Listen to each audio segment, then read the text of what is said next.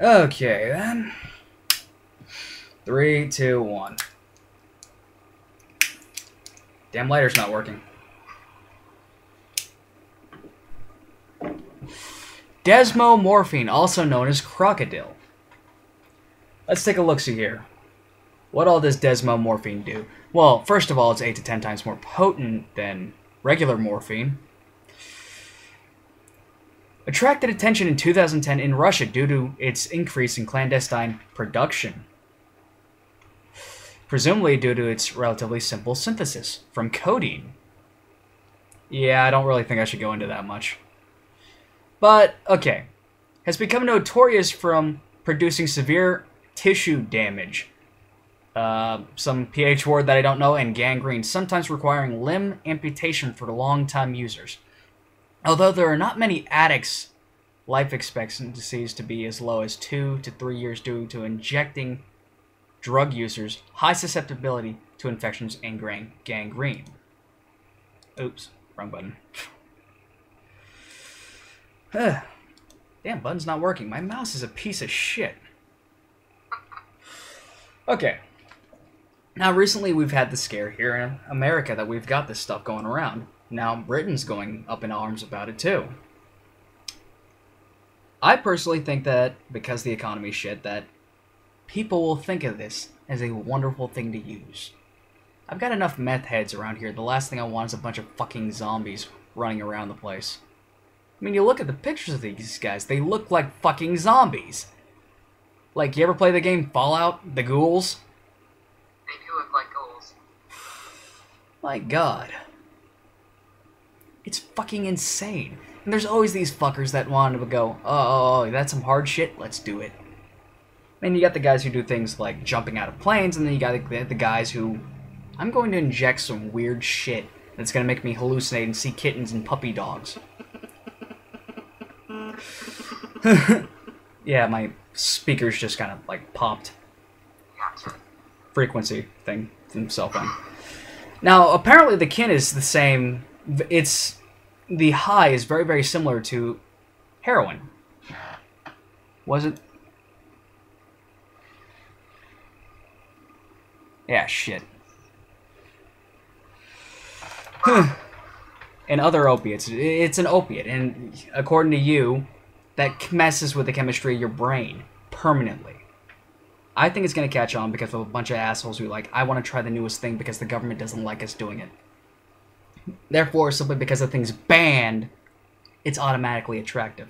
Example, alcohol, for people under the age of 21, fucking fun, the greatest thing in the world. As soon as they turn 21, most of them really just drop off when it comes to drinking. Right. Well, unless they go to college. Right. The stigma is attractive to people, especially, disenfranchised people on the edge of society. But what we're really seeing with these synthetic drugs are the adolescents are very attracted to them. Mainly because of what your brain is going through as an adolescent. You don't have those higher functioning yet that gives you those reasonings to not take dangerous drugs like this. It actually makes them more attractive. And all this media coverage that we're seeing is just going to attract more attention to it. So I think we'll definitely see cases popping up more often. For the audience, that if you must know, that is an e-cig. I'd never seen one that large. It is. I am a drug and alcohol counselor, and I quit smoking a year and a half ago, and you need to quit too. You can smoke your cigars, but besides that. Anyway, just the fact that the pictures that you see, and I hope you'll put some pictures up. Oh, yeah. It's just astonishing, the fact that someone would actually purposefully do this to themselves, knowing the consequences. It's astonishing. Well, you see all the people who know what methamphetamine can do to you, and yet that's a large portion of the people here in my town. Right, and that's why you see these, a lot of these ad campaigns, such as Faces of Meth. They're trying to raise awareness, but it doesn't seem to be working on the methamphetamine front. It doesn't. Me personally, I think that you should legalize it all and let the fuckers die. It's like die or seek treatment, and don't treat it as a criminal thing. Treat it as what's the word I'm looking for? A medical problem, an addiction. I mean, they treat sex addiction like a... We don't treat sex addiction, we don't treat gambling addiction that way, workaholism, anything as a criminal problem, but drugs, and you've got an issue, which of course we can make a whole other video about the drug war and how we got to the state of things right now. But I think definitely, Fast and Furious. Oh god. But beyond that, I think when we're looking at these designer drugs, and especially this, like, that's popping up, they're not popping up for no reason. They are being put here for a reason. And I think your point with people just being disenfranchised by the economy and the government shutdown and everything else going on is just going to make these drugs seem more attractive. Yeah, of course you got those guys. I mean, like during the Great Depression, a lot of the times, the guys who had money, I mean, if they had a small amount of money after working a hard day, if they actually had a job, or if they stole it or anything like that, they'd go out and buy piss water beer. American beer is terrible because it stems from the Prohibition era beer. The Prohibition ruined beer taste, and alcoholism went up. You see a lot of these synthetic drugs, guess what? When we banned them, the more we started to ban them and the more we started to put restriction on them, the more people thought, I need that shit. It's a taboo, therefore it is sexy. That's why whenever you see these crime dramas or anything like that, they try to make it out to be sexy. I mean, sometimes they even got the heroes doing these drugs. There's a Jean-Claude Van Damme movie where the first half of the movie, the guy's doing drugs and cheating on his wife. Absolutely, drugs are totally glamorized. And I think that's a very, very good point you make as far as the prohibition. A lot of relations you can definitely see there between the prohibition and what it's done to change recreational drug use. What did we have in the 60s compared to what we have now? And every single time they make one of these compounds illegal, all those backyard chemists do is tweak it, and all of a sudden they can sell it in the...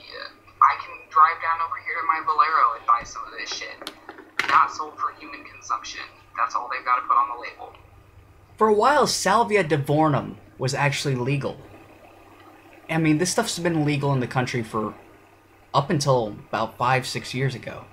It was actually legal here in the state of Missouri up until about 4 years ago, I believe it was. But when I was in high school, I had access to that stuff. Did I use it? No, I didn't. Right. But I had a friend who would get high off this stuff before he'd go up to the bus stop for school. He just, by the time he actually got to school, he was fine because the highs were quite short, which is another thing about krokodil. Right. I think that as far as what's going on with the drugs that were semi-legal, I would call them, because, in my home state of California, they have the medical marijuana system, and now apparently in places like Colorado, they've legalized it for recreational use. I don't know exactly how that's going to pan out, but salvia is a great example because nobody was really using it. It was really only a small population of people that were actually going out and seeking salvia, but I'm sure that the market has just exploded. And you've seen those YouTube videos recently?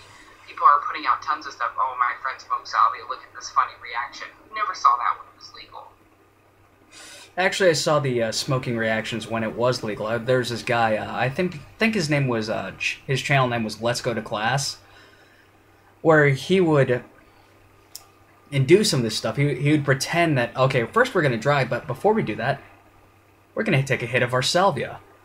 And the reaction he would have is he would start twitching and stuff like that, roll around the ground, talk about going to outer space, and the video ended with him, with the camera guy, looking at a cat and him freaking the fuck out of it. That's another reason why I don't do these drugs. Well, that and the few times I have smoked weed, the very last time I smoked weed, oh god. You know those Connect things? Oh my god, you told me this story, but please, tell again. Okay, the Connect, well, whenever you have the Connect attached to your Xbox, it shows this little screen in the corner, the Xbox, the Connect. It shows this little screen in the corner where everything's black and white, and it's got it over your eyes. Your eyes light up, your hands light up, your feet and legs light up, And me, I was high. I wonder if he'll pick up my dick. Drops trowel. Suddenly I get a little error thing. And they've changed it since then, because just out of curiosity, me and my friend, while we were playing one of these online shooters, which is another video I should do, we were switching games. I wonder. Drop trowel. Nothing. Still a little bit of white, but I didn't get an error message. You know what? I'm going to use that as a prevention tool. Don't do drugs, kids. You'll wind up naked in front of your Xbox for Microsoft to see. Yeah. One of the things that people were worried about with the new Xbox, the Xbox One, which makes no sense to me, the name, it comes with a Kinect system. I think it's built in. I'm not quite sure. And for a while, there's this giant scare that Microsoft would be using this to spy on you. Right. The DRM policies were totally nuts. And I still won't be buying one because you can't fucking buy one without the Kinect. It's attached. I don't want the stupid Kinect. It never works. Duct I just tape. want the Xbox. Duct Okay, tape. well, oh, that's it? Yeah, I just put duct tape on it. That's what I would do. They can't see through duct tape. I wonder if you could put duct tape over the microphone, or just maybe like drill into the thing and disattach it. But then again, there's always that small possibility that you might require to use these things rather than, you know, having a headset. Like me, I've got my gamer headset here. Ah, shit. It was attached to one of my boots. Yeah, I look like one of those guys in, like, the chopper guy in every movie, minus the helmet. But back on Crocodile. I mean, look at these pictures. They look like fucking Fallout zombies, the ghouls. Yeah, it's really disturbing. Ugh. I mean, you can see drugs, like, when we're talking about heroin, you can see drugs like heroin doing this over the course of 25 years. But 2 to 3 years, that's insane. To have a body part rot off in 2 to 3 years, and that's why I don't think that this drug will reach the mainstream of drug users. We're talking about usually males between 22 and 35. I just don't feel like that's going to be a huge new trend. But definitely among adolescents and other populations like that, you're going to see people using this. And hopefully it won't reach into rural suburban areas, because that's when you see drugs really spread fast. Yeah. My Like area you said, right your here, town. Right. I live in a town of 6,000 people. The nearest city is about 70 miles away. Unless you want to call Chillicothe a city, and that's about 20 miles away. In both Chillicothe and my town of Trenton, there's a lot of problems with drugs. Chillicothe, it's mostly weed. Or at least to my experience. Now, here we got meth heads. 2 houses away from the local police station, it's this apartment complex for people who are poor. You know, your welfare babies. The guys who don't pay into the tax system. Which is why I think Obamacare is going to wind up costing us a lot more and bankrupt the nation. Now, looking at that place, knowing the things that I know, knowing what people look like after years of meth, I'd have to say that the only ones that aren't doing meth are the little retard babies running around. And they really are retarded. Is Chillicothe in Illinois? No, Chillicothe is in Missouri. It's still in Missouri, okay. The one that I'm talking about. But there are other places called Chillicothe. Yeah.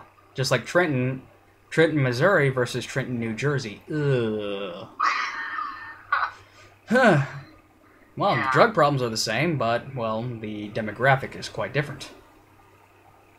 Right. Racist Well, rednecks versus gangbangers. Out of better of two evils, I don't know who I'd go with. Well, a lot of the racist rednecks around here, they're just doing it because they're bored.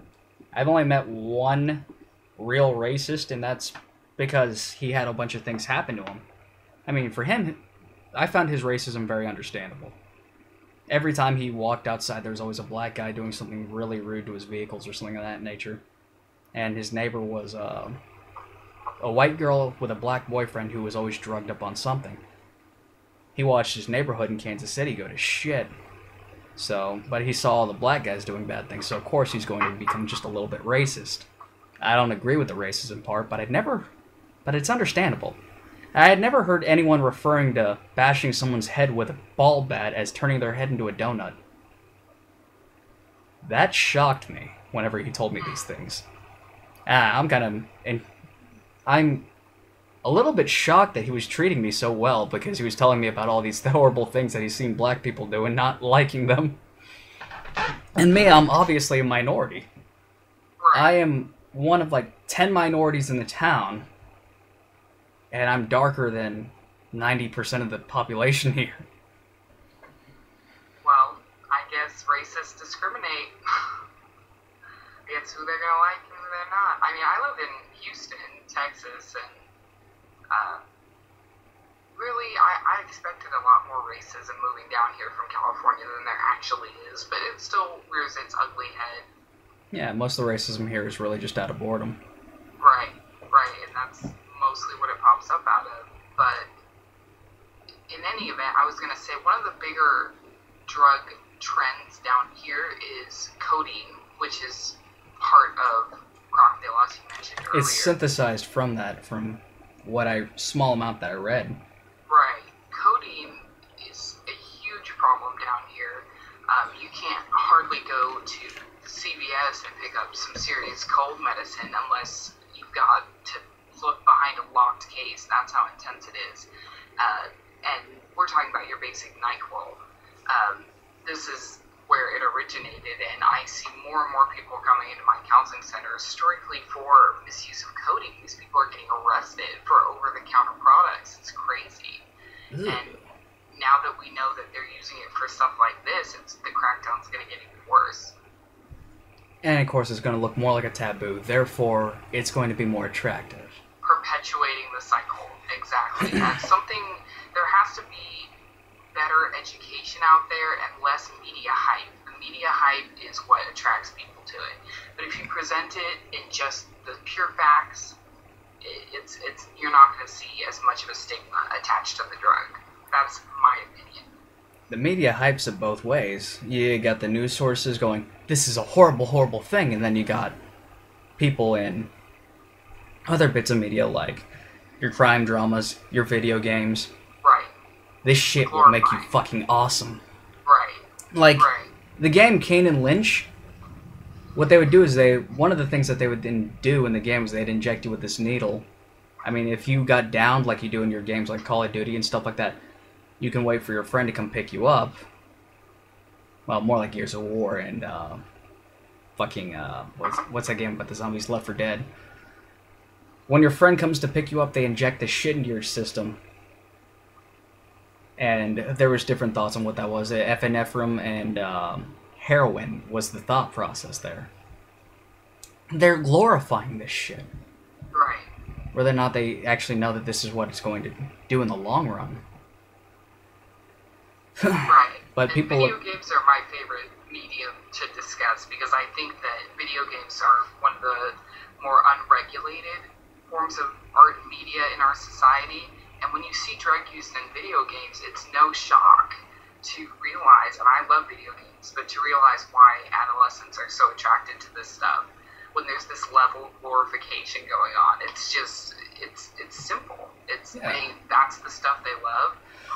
Who plays video games? Who's using the drugs? It's a simple correlation. But, we can't overgeneralize and say all video games. But it's good to know that people are being aware of that kind of stuff and its influence. Oh god. I didn't know about that. The new Grand Theft Auto 5.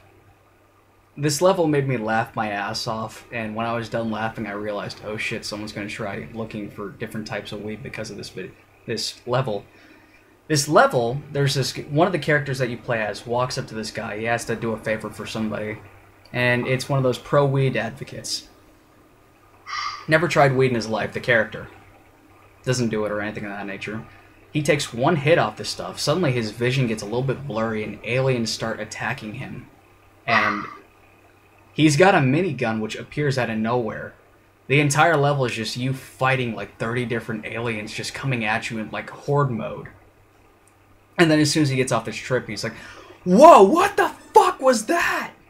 Someone's gonna try this shit simply because they saw that. It's like, you know, I'd never tried this stuff before. I wonder if I'll see aliens. Of course, weed doesn't actually do that to you unless it's laced with something. Right. And that's a lot of the issue, again, with the drug war, is that people who try weed for the first time, after hearing a lifetime of this stuff's bad, drugs are bad, they realize it's not that bad. And then they think about, well, what else have I been lied to about?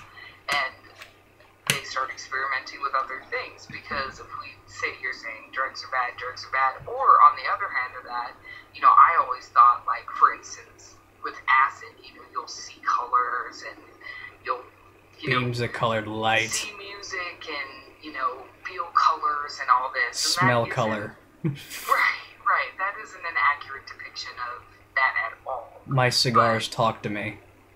Yeah, exactly. But I mean, because one person decided, well, this is how we're going to represent this drug in our video game or a music video, that's going to affect someone's decision making as to whether or not they're actually going to try it. And too much music glorifies drug use. Right, absolutely. I mean, what can you do? Because there are lots of people in our society that can use drugs and do use drugs recreationally and have no problems. And there are some people that go out and buy krokodil. You know, it's something we still don't exactly know, that science hasn't told us, but it's definitely something that's affecting our nation as a whole. Nah, I think the problem comes from I think the problem is 99% media, and that last 1% being the parents not teaching you not to do that shit. Absolutely. Parents not raising you right, and the media making it like you're wonderful, it's wonderful to do, or it's really horrible, therefore it's a taboo, therefore you're sexy if you try it. Right. Because if we have a person out there in society that's predisposed to addiction, has that genetic makeup, and never tries a drug, are they going to get addicted? No. The reason they go out and try it in the first place and start that cycle of bad behavior is because something is attracting them to it.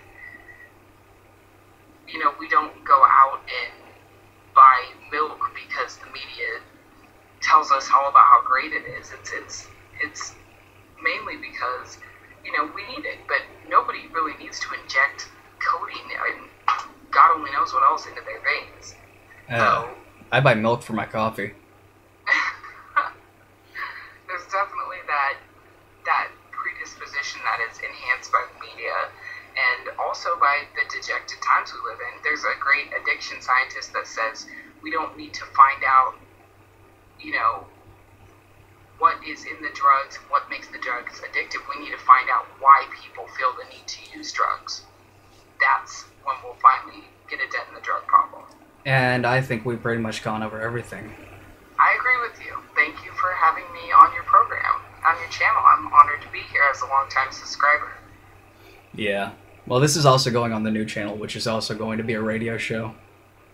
Oh, yeah. And I'll be a guest on there too, I suppose. Yeah.